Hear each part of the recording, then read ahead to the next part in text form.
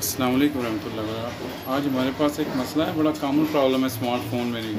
Battery फूल जाती है, मोटी हो जाती है।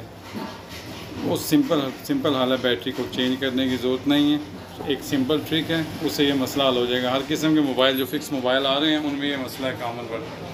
Thanks for watching this video. अल्लाह हाफिज़।